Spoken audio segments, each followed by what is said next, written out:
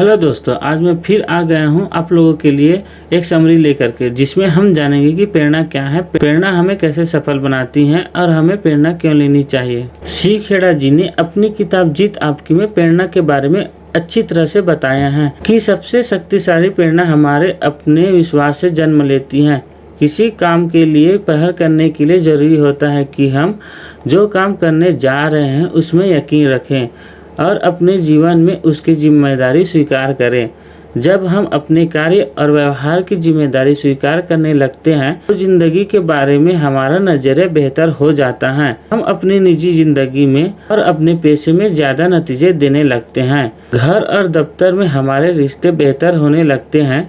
जिंदगी सार्थक और ज्यादा भरपूर हो जाती है। शारीरिक जरूरतें पूरी हो जाने के बाद व्यक्ति की भावनात्मक जरूरतें ज्यादा शक्तिशाली प्रेरणा बन जाती हैं। हमारा हर व्यवहार लाभ और हानि के वसूलों से बनता है। आर्थिक पुरस्कार छुट्टियों और तोहफे की शक्ल में मिलने वाले दिखाई देती हैं, लेकिन मान्यता, प्रशंसा, खुशहाली के एहसास, तरक्की, जिम्मेदारी, परिपूर्णता के एहसास, खुद की सार्थकता का एहसास, किसी काम को पूरा करने की अनुभूति और विश्वास के रूप में हासिल होने वाले लाभों को केवल महसूस किया जा सकता है, वे आंखों को दिखाई नहीं देती। दूसरी सवाल पैदा होती है कि प्रेरणा क्या है। प्रेरणा एक ऐसी प्रेरक शक्ति है जो हमारे काम या भावनाओं में जोश भरती है, जिसे करने के लिए सभी में उत्सुकता उत्पन्न होती है। प्रेरित करने का मतलब होता है जोश और जज्बा पैदा करना। प्रेरणा का अर्थ किसी काम को करने की लगन पैदा करती है। इनका जन्म सफल होने की इच्छा से होती है। सफलता के बिना जिंदगी में न तो इज्जत मिलती है न ही घर। प्रेरणा की सबसे बड़ी दुश्मन जो है वे है आत्मसंतुष्टि। आत्मसंतुष्ट व्यक्ति कभी सफल होने की कोशिश नहीं करता।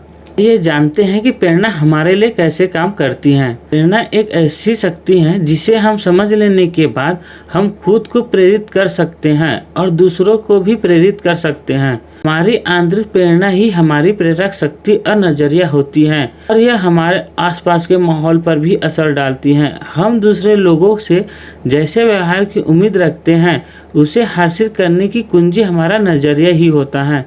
प्रेरणा दो तरह के होते हैं, पहला बाहरी प्रेरणा और दूसरा आंतरिक प्रेरणा। बाहरी प्रेरणा हमारे बाहर से हासिल होता है, जैसे पैसा, सामाजिक मान्यता, प्रसिद्धि और भय। ये सभी बाहरी प्रेरणा होती है। ये सभी बाहरी प्रेरणा से मिलती है। भय के कारण उत्पन्न होने वाली प्रेरणा से हमें बहुत फायदा होता है। इसकी वजह से काम जल्दी पूरा हो जाता है। काम समय पर पूरा हो जाने से नुकसान नहीं होता। थोड़े समय के लिए इंसान की काम करने की शक्ति जो है बढ़ जाती है। पिरामिडों को गुलामों ने बनाया था, उनकी लगातार निगरानी की जाती थी और काम न करने पर सजा दी जाती थी, जिसकी वजह से पिरामिड बन पाया। दूसरा है आंतरिक प्रेरणा। आत्मसम्मान, उपलब्धि के एहसास, जिम्मेदारी और विश्वास जैसे आंतरिक प्रेरणाएं व्यक्ति के अंदर से आती हैं। आंतरिक प्रेरणा व्यक्ति को अनुभव होने वाली आंतरिक संतुष्टि ही है। इसका संबंध जीत या सफलता से नहीं होती, बल्कि यह तो किसी काम को पूरा करने से महसूस होने वाली पूर्णता से जन्म लेती है। इनका रिश्ता केवल मंजिल पाने से नहीं होती, बल्कि किसी काम को अंजाम देने के एहसास से उत्पन्न होती है। किसी निरंतर लक्ष्य को हासिल करने से आत्मसंतुष्टि नहीं मिलती। आंतरिक प्रेरणा टिकाऊ होती है क्योंकि यह हमारे अंदर से जन्म लेती है। सफलता पाने के लिए अपनी प्रेरणा को पहचानने और लगातार शक्तिशाली बनाने की जरूरत होती है। अगर हम अपने लक्ष्य को प्राप्त करना चाहते हैं तो उसे अपने एक कॉपी में लिखिए और उसे सुबह शाम पढ़िए, जिसकी वजह से हम अपने लक्ष्य को आसानी से प्राप्त कर लेंगे। दो सबसे अधिक महत्वपूर्ण आंतरिक प्रेरणा मान्यता और जिम्मेदारी है।